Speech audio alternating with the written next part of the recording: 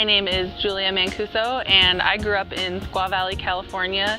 And I mean, for us, we had the Olympics in 1960, and my whole family were a bunch of avid skiers, and just the whole community, everyone loved to ski. So skiing was really just ingrained in our roots and our culture there in the valley. The mountain was in the backyard, and I used to go skiing every weekend since I was about 3 years old, and starting when I became probably a little old enough for my parents to leave me alone, which was actually not that far after that, 4 or 5 years old, I joined the Mighty Mite program and skied every day, and it was a lot of fun.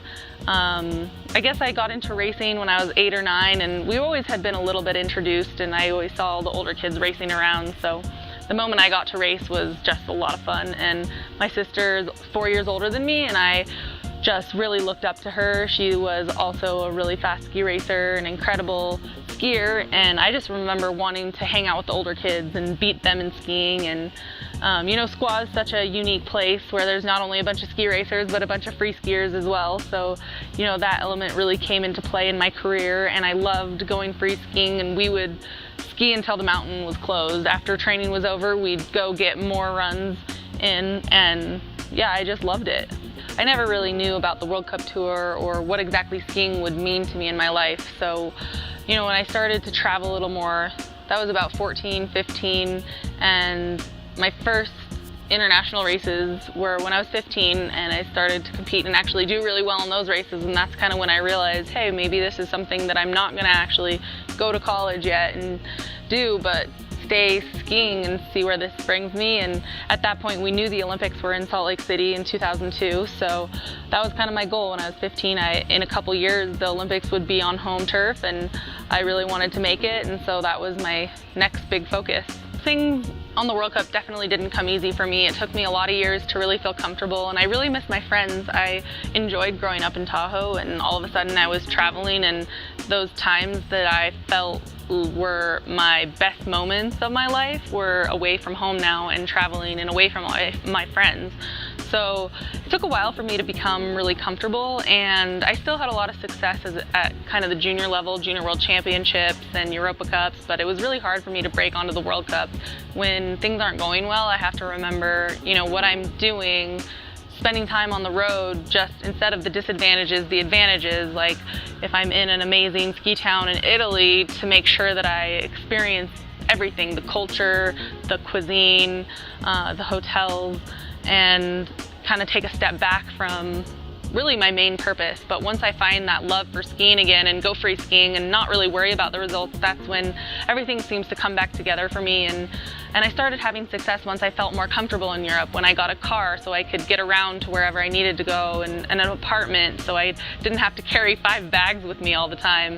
That's when things started to get in place, and I started to feel like I actually belong and enjoy my time in Europe. The cool thing about being an American on really a European-dominated tour is that a lot of the fans in Europe can really embrace us and cheer for us as well. I mean, when you're an Austrian, you're not going to be cheering for a Swiss because there's such a big rivalry between countries. But we're kind of the underdogs, and we're kind of the outsiders as Americans, so it's nice because when we go to Europe, every country can cheer for us and, you know, be really happy for us as well as their own country, no matter what country we're in. For me, still in ski racing, no matter what happens, I don't dwell on the past, or I can't really dwell on how the situations are different, because we're in an outdoor sport and circumstances change all the time. Conditions change, luck changes, and there's nothing you can control. All you can control is what you do. And I still feel like we're really lucky to even be doing what we're doing as a sport and as a job, really. So I just try to look at the positive, and